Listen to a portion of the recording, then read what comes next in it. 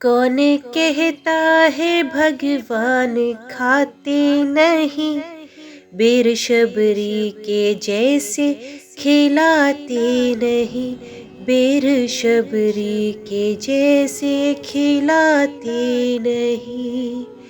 जय श्री राम, जय हनुमान।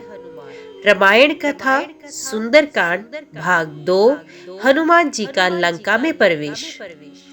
400 योजन अलंघनीय समुद्र को लांघकर महाबली हनुमान जी त्रिकुट नामक पर्वत के शिखर पर स्वस्थ भाव से खड़े हो गए। कपिश्रेष्ठ ने वहां पर चीड़, कनेर, खिले हुए खजूर, चिरौंजी, जंबीरी नींबू, केतक, कुटज, सुगंध पूर्ण पिपली, कदम्ब या अशोक, शितवन, असन, कोविदार तथा खिले हुए करवीर भी देखे।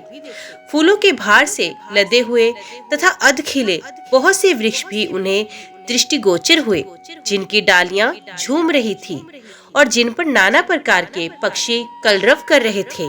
हनुमान जी धीरे धीरे अद्भुत शोभा से संपन्न रावण पालित लंकापुरी के पास पहुँचे। उन्होंने देखा लंका के चारों ओर कमलों से सुशोभित जलपूरित खाई खुदी हुई देखी। वे महापुरी सोने की 4 दीवारी से घिरी हुई है। श्वेत रंग की ऊंची ऊंची सड़कें उस पुरी को सब ओर से घेरे हुए थी। सैकड़ों गगनचुंबी अट्टालिकाएं ध्वजा पताका फहराती हुई उस नगरी की शोभा बढ़ा रही थी। उस पुरी के उत्तर द्वार पर पहुंचकर वानर वीर हनुमान जी चिंता में पड़ गए। लंकापुरी में भयानक राक्षसों से उसी प्रकार भरी हुई थी जैसे कि पाताल की भोगवतीपुरी नागों से भरी हुई है। हाथों में शूल और पटिश लिए बड़ी बड़ी दाढ़ों वाले बहुत से शूरवीर घोर राक्षस लंकापुरी की रक्षा कर रहे थे। नगर की इस भारी सुरक्षा, उसके चारों ओर समुद्र की खाई और रावण जैसे भयंकर शत्रु को देखकर हनुमान जी विचार करने लगे कि यदि वानर वहां तक आ जाए तो भी वे व्यर्थ ही सिद्ध होंगे, क्योंकि युद्ध द्वारा देवता भी लंका पर विजय नहीं पा सकते। रावण पालित इस दुर्गम और विषम लंका में महाबाहु रामचंद्र आ भी जाए तो क्या कर पाएंगे। राक्षसों पर साम, दान और भेद की नीति का प्रयोग असंभव दृष्टिगत हो रहा है। यहाँ तो केवल 4 वेगशाली वानरों अर्थात बालीपुत्र अंगद, नील, मेरी और बुद्धिमान राजा सुग्रीव की ही पहुंच हो सकती है। अच्छा, पहले ये तो पता लगाऊं कि विदेह कुमारी सीता जीवित भी है या नहीं। जनक किशोरी का दर्शन करने के पश्चात ही मैं इस विषय में कोई विचार करूंगा।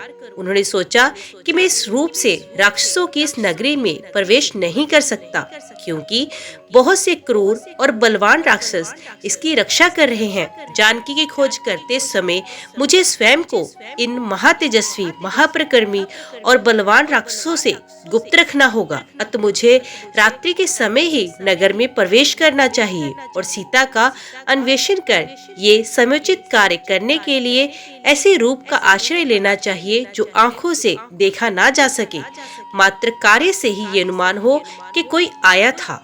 देवताओं और असुरों के लिए भी दुर्जय लंकापुरी को देखकर हनुमान जी बारंबार लंबी सांस खींचते हुए विचार करने लगे कि किस उपाय से काम लूं जिसमें दुरात्मा राक्षस राज रावण की दृष्टि से ओझल रहकर मैं सीता माता का दर्शन प्राप्त कर सकूं। अविवेक पूर्ण कार्य करने वाले दूत के कारण बने बनाए काम भी बिगड़ जाते हैं। यदि राक्षसों ने मुझे देख लिया तो रावण का अनर्थ चाहने वाले श्री राम का ये कार्य सफल नहीं हो सकेगा। अतः अपने कार्य की सिद्धि के लिए रात में अपने इसी रूप में छोटा सा शरीर धारण करके लंका में प्रवेश करूंगा और घरों में घुसकर जानकी जी की खोज करूंगा। ऐसे निश्चय कर वीर वानर हनुमान जी सूर्यास्त की प्रतीक्षा करने लगे। सूर्यास्त हो जाने पर रात के समय उन्होंने अपने शरीर को छोटा बना लिया और उछलकर उस रमणीय लंकापुरी में प्रवेश कर गए। जय श्री राम, जय हनुमान। रामायण कथा सुंदरकांड भाग 3। लंका में सीता जी की खोज। इस प्रकार से सुग्रीव का हित करने वाले कपिराज हनुमान जी ने लंकापुरी में प्रवेश कर मानो शत्रु के सर पर अपना बायां पैर रख दिया हो। वे राजमार्ग का आश्रय लेकर उस रमणीय लंकापुरी की ओर चल दिए। वहां पर स्वर्ण निर्मित विशाल भवनों में दीपक जगमगा रहे थे। कहीं नृत्य हो रहा था और कहीं सूरा पीकर मस्त हुए राक्षस अनर्गल प्रलाप कर रहे थे। हनुमान जी ने देखा कि बहुत से राक्षस मंत्रों का जाप करते हुए स्वाध्याय में तत्पर थे। कोई जटा बढ़ाए तो कोई मूड मुड़ाए। रावण के अनेक गुप्तचर भी उन्हें दृष्टिगत हुए। हनुमान जी ने नगर के सब भवनों तथा एकांत स्थानों को छान डाला, परंतु सीता माता कहीं दिखाई नहीं दी।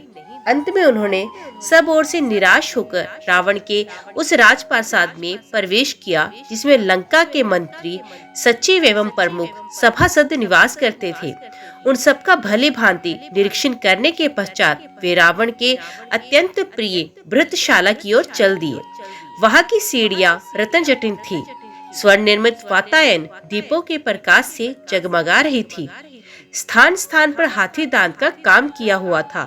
इंद्र के भवन से भी अधिक सुसज्जित इस भव्यशाला को देखकर हनुमान जी चकित रह गए। उन्होंने एक और स्फटिक के सुंदर पलंग पर रावण को मदिरा के मद में पड़े देखा, जो के सुंदरियों से घिरे हुए थे। उसके नेत्र अर्धनिमीलित हो रहे थे। अनेक रमणियों के वस्त्राभूषण अस्त व्यस्त हो रखे थे और वे सूरा के प्रभाव से अछूती भी नहीं थी। वहां भी सीता को ना पाकर पवनसुत बाहर निकल आए। फिर हनुमान जी ने रावण के अन्य निकट संबंधियों के निवास स्थानों में सीता माता की खोज की, किंतु वहां भी उन्हें असफलता ही मिली। तत्पश्चात हनुमान जी ने रावण की पटरानी मंदोदरी के भवन में प्रवेश किया। अपने शयनगर में मंदोदरी एक स्फटिक से श्वेत पलंग पर सो रही थी। उसकी शैया पर चारों ओर रंग बिरंगी सुवासित पुष्पमालाएं झूल रही थी। उसके अद्भुत रूप, लावण्य, सौंदर्य एवं यौवन को देखकर हनुमान जी के मन में विचार आया, संभवत यही जनक नंदिनी सीता हो। परंतु उसी क्षण उनके मन में एक और विचार उठा कि ये सीता माता नहीं हो सकती, क्योंकि रामचंद्र जी के वियोग में पतिव्रता सीता न तो सो सकती है और न इस प्रकार आभूषण आदि पहनकर श्रृंगार कर सकती हैं। अतएव ये स्त्री अनुपम लावण्यमयी होते हुए भी सीता कदापि नहीं है। ये सोचकर वे उदास हो गए और मंदोदरी के कक्ष से बाहर आ गए। अकस्मात वे सोचने लगे, आज मैंने प्राय स्त्री को अस्त व्यस्त वेश में सोते हुए देखकर भारी पाप किया है। वो इस तरह पश्चाताप करने लगे। फिर ये विचार कर उन्होंने अपने मन को शांति दी कि उन्हें देखकर मेरे मन में कोई विकार उत्पन्न नहीं हुआ, इसलिए ये पाप नहीं है। फिर जिस उद्देश्य के लिए मुझे भेजा गया है उसकी पूर्ति के लिए मुझे अनिवार्य रूप से स्त्रियों का अवलोकन करना पड़ेगा। इसके बिना मैं अपना कार्य कैसे पूरा कर सकूंगा। फिर वे सोचने लगे, मुझे सीता माता जी कहीं नहीं मिली। रावण ने उन्हें मार तो नहीं डाला। यदि ऐसा है तो मेरा सारा प्रयास व्यर्थ हो जाएगा। नहीं, मुझे ये नहीं सोचना चाहिए। जब तक मैं लंका का कोना कोना न छान मारूं, तब तक मुझे निराश नहीं होना चाहिए। ये सोचकर अब उन्होंने ऐसे ऐसे स्थानों की खोज आरंभ की जहां तनिक भी असावधानी उन्हें यमलोक तक पहुंचा सकती थी। उन स्थानों में उन्होंने रावण द्वारा हरी गई अनुपम सुंदर नाग कन्याएं एवं किन्नरों को भी देखा, परंतु सीता कहीं नहीं मिली। सब ओर से निराश होकर उन्होंने सोचा, मैं बिना माता सीता जी का समाचार लिए लौटकर किसी को मुख नहीं दिखा सकता, इसलिए यही रहकर उनकी खोज करता रहूंगा अथवा अपने प्राण दे दूंगा। ये सोचकर भी उन्होंने सीता जी को खोजने का कार्य बंद नहीं किया। जय श्री राम, जय हनुमान।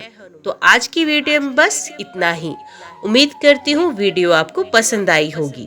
वीडियो पसंद आई हो तो वीडियो को लाइक और चैनल को सब्सक्राइब जरूर कीजिएगा। तो मिलते हैं अगले अध्याय के साथ। तब तक के लिए देखते व सुनते रहिए। जय मां कंजक, जय माता दी।